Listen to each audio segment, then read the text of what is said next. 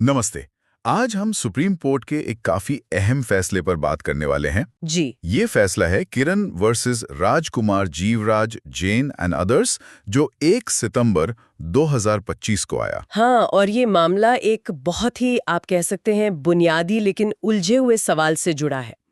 सवाल क्या है? सवाल ये है कि अगर किसी पर scheduled castes and scheduled tribes prevention of atrocities act 1989, जिसे हम आमतौर पर SC/ST एक्ट कहते हैं, उसके तहत आरोप लगे हैं, तो क्या उसे अरेस्ट से पहले जमानत, मतलब एंटिसिपेटरी बेल? हाँ बिल्कुल, एंटिसिपेटरी बेल मिल सकती है या नहीं? और ये सवाल इसलिए पेचीदा है क्योंकि SC/ST एक्ट में खास प्रावधान है, सेक्शन 18, सही कहा। जो शायद कहता है कि ऐसे मामलों में एंटिसिपेटरी बेल नहीं मिलेगी। जी बिल्कुल, यही असल मुद्दा है। तो आज की हमारी ये चर्चा इसी फैसले पर आधारित है, सुप्रीम कोर्ट के जजमेंट पर, और हमारी कोशिश रहेगी कि इसके जो कानूनी पहलू हैं, जो बारीकियां हैं और SC ने क्या तर्क दिया, उसे आसान हिंदी में समझे। बिल्कुल, कोशिश यही रहेगी। तो कहां से शुरू करें? मामला था क्या असल में? चलिए, FIR से शुरू करते हैं।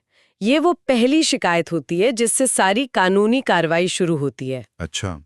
तो FIR नंबर था 255/2024, परांडा पुलिस स्टेशन, जिला धाराशिव में, और ये 26 नवंबर 2024 को दर्ज हुई थी। किसने दर्ज कराई थी? शिकायत करने वाले थे किरण, जो इस केस में सुप्रीम कोर्ट में अपेलेंट भी हैं, और उन्होंने ये FIR लिखाई थी राजकुमार जैन, जो रिस्पोंडेंट नंबर 1 है, और कुछ और लोगों के खिलाफ। ठीक है।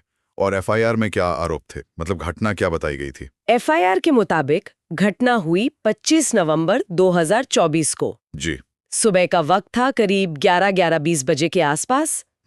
शिकायतकर्ता किरण, जो कि मांग या मतंग समुदाय से हैं और ये एक शेड्यूल्ड कास्ट है, हाँ। उनके घर के सामने राजकुमार जैन और कुछ और लोग आए। अब राजकुमार जैन वो जैन समुदाय से हैं जो SC/ST कैटेगरी में नहीं आते। अच्छा, और वहां हुआ क्या फिर? मगरूर हो गए हो, गांव में रह के मेरे खिलाफ वोट दे रहे हो। ये तो सीधा जाति सूचक शब्द का इस्तेमाल है। बिल्कुल। और इसके बाद आरोप है कि लोहे की रॉड से मारा भी गया। अरे बाप रे। सिर्फ मारपीट ही नहीं, जाति सूचक गाली भी। और क्या हुआ? बात यही खत्म नहीं हुई। FIR में आगे लिखा है कि किरण की मां मोहिनी और उनकी चाची रेखा, उनके साथ भी घर में घुसकर मारपीट की गई। घर के अंदर? हाँ, घर में घुसकर मां की साड़ी खींची गई और फिर से धमकी दी गई, वही जाति सूचक शब्द इस्तेमाल करके, मंगचानो गांव में रहने नहीं देंगे, घर जला देंगे। घर जलाने की धमकी? हाँ, और इस झगड़े में कहा गया है कि मां का मंगलसूत्र भी कहीं गिर गया और घर के सामान को भी नुकसान पहुंचाया गया, तोड़ा फोड़ा गया। और ये पेट्रोल वाली बात क्या थी? FIR में ये भी मेंशन है कि आरोपियों के हाथ में पेट्रोल की बोतलें थीं और वो घर जलाने की धमकी दे रहे थे। और इस सब की वजह क्या बताई गई FIR में? वजह बताई गई है पिछले दिन हुए असेंबली इलेक्शंस। आरोप है कि किरण ने राजकुमार जैन के पसंदीदा उम्मीदवार को वोट नहीं दिया था और उसी का बदला लेने के लिए ये सब किया गया। अच्छा, तो मतलब चुनावी रंजिश को जातिगत रंग देने का आरोप है। बिल्कुल, FIR तो यही कहती है। तो फिर पुलिस ने किन धाराओं में केस दर्ज किया? सिर्फ मारपीट या SC/ST एक्ट भी लगा? FIR में भारतीय न्याय संहिता 2023 की कई सेक्शंस लगाई गईं, लेकिन साथ ही, और ये महत्वपूर्ण है, SC/ST एक्ट की भी 4 अहम सेक्शंस लगी। कौन सी सेक्शंस? सेक्शंस 310, 31R, 31S और 31WII। बाप रे, 4 सेक्शंस। ये क्या कहती हैं? थोड़ा सा अगर आप बता सकें। जरूर। देखिए, सेक्शन 31R जो है वो कहती है कि अगर कोई जानबूझकर किसी SC/ST सदस्य को पब्लिक व्यू में, पब्लिक व्यू मतलब? सबके सामने, हाँ, मतलब ऐसी जगह जहां दूसरे लोग देख या सुन सकें, हाँ, तो पब्लिक व्यू में अपमानित करे या धमकाए तो वो अपराध है। ठीक है। सेक्शन 31S खास तौर पर पब्लिक व्यू में जाति के नाम से गाली देने को अपराध मानती है। सेक्शन 31O जो है वो वोट देने या ना देने के अधिकार के इस्तेमाल को लेकर अगर कोई अत्याचार करता है तो उसे अपराध मानती है। अच्छा, ये सीधे वोटिंग से जुड़ा है। जी। और सेक्शन 31WI जो है वो किसी SC/ST महिला को गलत इरादे से, बिना सहमति के, सेक्सुअल नेचर से छूने को अपराध मानती है। FIR में मां की साड़ी खींचने का जो आरोप है, शायद वो इसके तहत आया। समझ गया। तो FIR में तो वाकई बहुत गंभीर आरोप लगाए गए और जाति का एंगल बिल्कुल साफ दिख रहा है। हाँ, FIR के हिसाब से तो मामला काफी संगीन है। तो अब आते हैं एंटिसिपेटरी बेल पर। राजकुमार जैन ने जाहिर है कोशिश की होगी अरेस्ट से बचने की। बिल्कुल। उन्होंने एंटिसिपेटरी बेल के लिए अर्जी दी एडिशनल सेशंस जज परांदा के पास। और सेशंस जज ने क्या किया? सेशंस जज ने वो अर्जी खारिज कर दी। खारिज कर दी? क्यों? जज का मानना था कि एफआईआर में सीधे आरोप हैं, जाति सूचक शब्द का इस्तेमाल हुआ है, शिकायतकर्ता एससी समुदाय से हैं, उसका कास्ट सर्टिफिकेट भी रिकॉर्ड पर है, गवाह भी मौजूद हैं। तो जज को लगा कि पहली नजर में prima facie SC ST act का मामला बनता है। और जैसा हमने पहले बात की, अगर प्राइमा फेसी केस बनता है तो सेक्शन 18 आड़े आ जाता है। तो मतलब सेशंस कोर्ट ने कहा कि ऊपर से देखने पर केस में दम लग रहा है, इसलिए एंटिसिपेटरी बेल नहीं मिलेगी। प्राइमा फेसी का मतलब यही हुआ ना कि सबूतों की गहराई में नहीं जाना। बिल्कुल सही। बस ये देखना कि क्या आरोपों में पहली नजर में इतनी सच्चाई दिख रही है कि केस को आगे बढ़ाया जाए, सबूत सही है या गलत, गवाह सच बोल रहे हैं या नहीं, ये सब ट्रायल का हिस्सा है, बेल स्टेज का नहीं। ठीक है, ये पॉइंट क्लियर हुआ। तो सेशंस कोर्ट ने बेल नहीं दी, फिर क्या हुआ? मामला हाई कोर्ट गया होगा। हाँ बिल्कुल। राजकुमार जैन ने बॉम्बे हाईकोर्ट की औरंगाबाद बेंच में अपील दायर की। ये थी क्रिमिनल अपील नंबर 201 ऑफ 2025। और हाईकोर्ट में क्या हुआ? क्या वहां भी बेल नहीं मिली? नहीं, यहीं पर कहानी में ट्विस्ट आया। हाईकोर्ट ने 29 अप्रैल 2025 को अपना फैसला सुनाया और राजकुमार जैन को एंटिसिपेटोरी बेल दे दी। क्या हाईकोर्ट ने बेल दे दी? सेशंस कोर्ट से बिल्कुल उल्टा। जी हाँ। लेकिन क्यों? हाईकोर्ट ने क्या कारण दिए? उन्हें प्राइमा फेसी केस नहीं लगा? हाईकोर्ट का नजरिया अलग था। उनका मानना था कि जो गवाहों के बयान है उनमें इनकंसिस्टेंसी है, मतलब विरोधाभास है। अच्छा। उन्हें लगा कि ये पूरा मामला बढ़ा चढ़ाकर पेश किया गया है और शायद झूठा भी हो सकता है। झूठा? हाँ। हाईकोर्ट ने ये भी नोट किया कि घटना चुनाव नतीजों के ठीक बाद हुई थी, तो इसमें पॉलिटिकल रंग होने की संभावना है। और जो चोटें बताई गईं, उनकी प्रकृति को देखते हुए हाईकोर्ट को लगा कि शायद आरोपी को झूठा फंसाया जा रहा है। तो मतलब हाईकोर्ट ने एक तरह से सबूतों का थोड़ा विश्लेषण कर लिया, जो सेशंस कोर्ट ने नहीं किया था। हाँ, ऐसा लगता है। उन्होंने गवाहों के बयानों की विश्वसनीयता पर सवाल उठाया और मामले को झूठा मानने की तरफ झुकाव दिखाया। ये तो काफी दिलचस्प मोड़ था। तो जाहिर है शिकायतकर्ता किरण हाईकोर्ट के इस फैसले से खुश नहीं हुए होंगे। बिल्कुल नहीं। वो इस फैसले के खिलाफ सुप्रीम कोर्ट पहुंचे। तो अब मामला सुप्रीम कोर्ट में। किरण के वकील की क्या दलीलें थीं? किरण के वकील थे मिस्टर अमोल निर्मल कुमार सूर्यवंशी। उनकी मुख्य दलील यही थी कि हाईकोर्ट ने SC/ST एक्ट के सेक्शन 18 को पूरी तरह से नजरअंदाज कर दिया है। सेक्शन 18 साफ साफ कहता है कि SC/ST एक्ट के मामलों में CRPC का सेक्शन 438, जो एंटिसिपेटरी बेल का प्रावधान करता है, वो लागू ही नहीं होगा।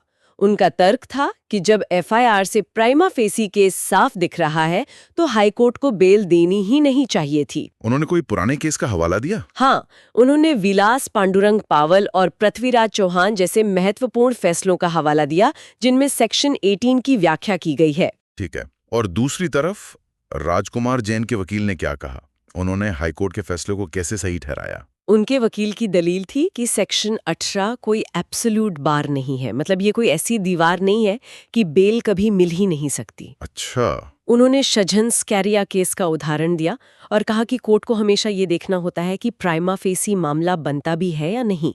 अगर पहली नजर में ही लगे कि आरोप बेबुनियाद है तो बेल दी जा सकती है। उनका तर्क था कि ये मामला असल में चुनावी रंजिश का है, इसे जानबूझकर जाति का रंग दिया जा रहा है, जो गलत है। तो एक तरफ दलील कि सेक्शन 18 सख्त है और प्राइमा फेसी केस है, उसे अनदेखा नहीं कर सकते। दूसरी तरफ कि सेक्शन 18 एब्सोल्यूट नहीं है और कोर्ट को देखना चाहिए कि कहीं केस झूठा तो नहीं। बिल्कुल, यही दो मुख्य तर्क थे। और महाराष्ट्र सरकार का क्या स्टैंड था इस मामले में? वो किसके साथ थी? महाराष्ट्र सरकार ने किरण की अपील का समर्थन किया। राज्य सरकार का भी यही कहना था कि जब FIR से प्राइमा फेसी मामला बन रहा हो तो सेक्शन 18 के तहत एंटिसिपेटरी बेल नहीं दी जानी चाहिए थी। हाईकोर्ट का फैसला गलत था। तो अब सारी नजरें सुप्रीम कोर्ट पर थीं। उन्हें इस जटिल कानूनी सवाल का हल निकालना था। सेक्शन 18 की सही व्याख्या क्या है और इस केस में क्या होना चाहिए था? जी, सुप्रीम कोर्ट ने इस पर बहुत विस्तार से विचार किया। उन्होंने SC/ST एक्ट के प्रावधानों को देखा, खासकर सेक्शन 18 और सेक्शन 18A को। सेक्शन 18 तो हमने डिस्कस किया, वो एंटिसिपेटरी बेल पर रोक लगाता है। ये सेक्शन 18A क्या है? सेक्शन 18A को 2018 में एक अमेंडमेंट के जरिए जोड़ा गया था। अच्छा, क्यों? इसे सेक्शन 18 को और मजबूत करने के लिए लाया गया था।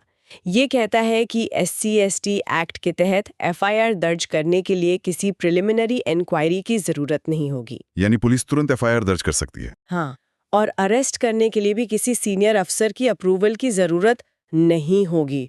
और ये सेक्शन फिर से दोहराता है कि सेक्शन 438 CRPC एंटिसिपेटरी बेल लागू नहीं होगी, चाहे किसी भी कोर्ट का कोई भी पिछला फैसला या निर्देश क्यों ना हो। ओहो, ये तो सेक्शन 18 को और भी ज्यादा सख्त बना देता है। बिल्कुल।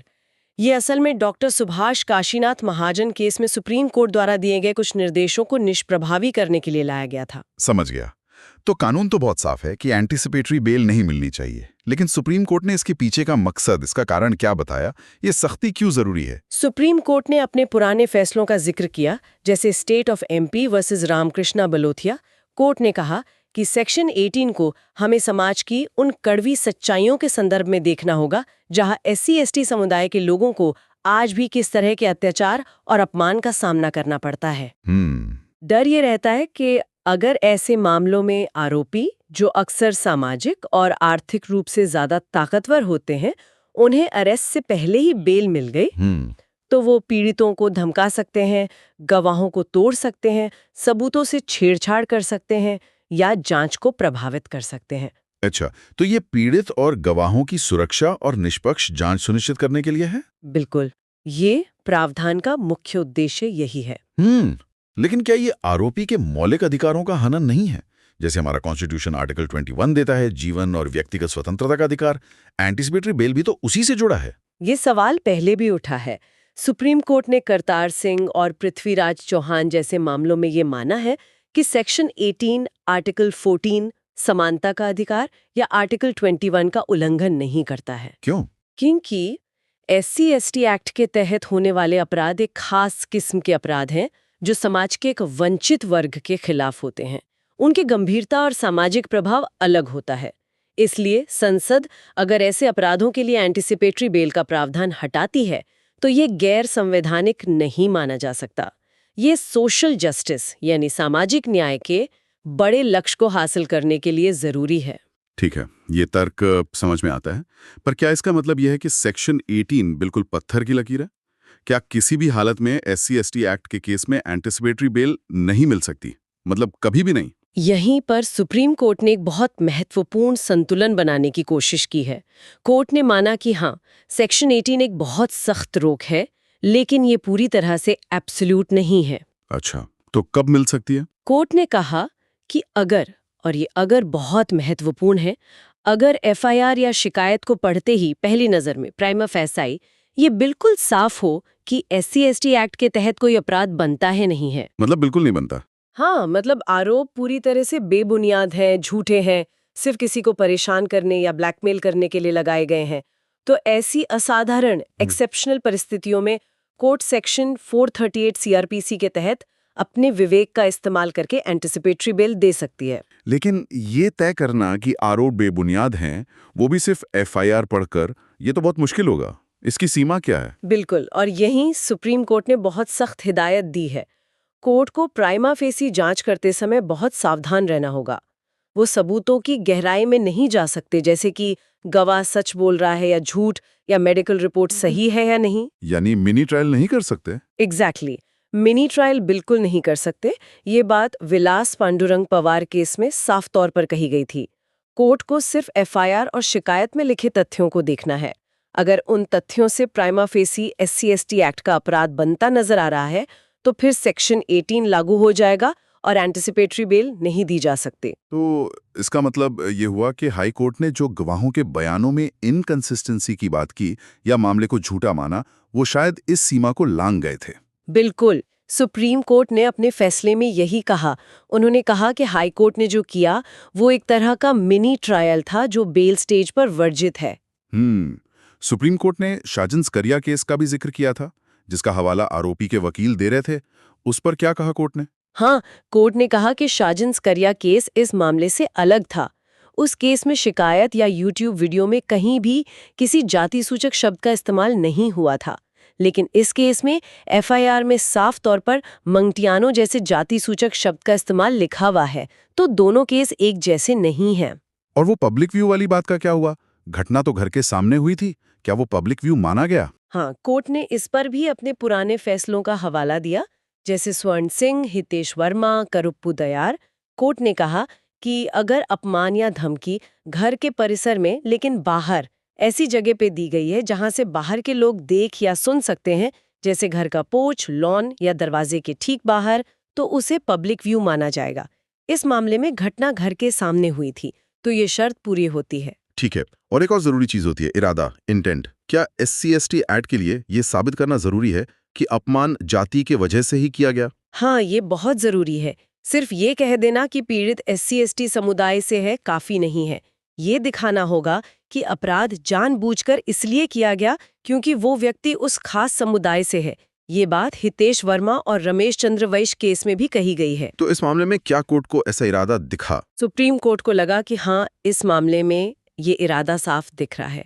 एफआईआर में न सिर्फ जाति सूचक शब्द मंगतियानो का इस्तेमाल है, बल्कि घटना का जो संदर्भ बताया गया है, यानी वोट न देने का बदला लेना, वो भी सीधे तौर पर पीड़ित की जातिगत पहचान से जुड़ा हुआ लगता है। तो यहाँ कास्ट नेक्सस यानी जातिगत संबंध प्राइमा फेसी नजर आ रहा है। तो फिर इन सब बातों को ध्यान में रखते हुए एफआईआर के तथ्य, सेक्शन 18 की सख्ती, प्राइमा फेसी जांच की सीमा, जाति सूचक शब्द, पब्लिक व्यू और जातिगत इरादा, सुप्रीम कोर्ट आखिरकार किस नतीजे पे पहुंचा? सुप्रीम कोर्ट का निष्कर्ष बहुत साफ और सीधा था।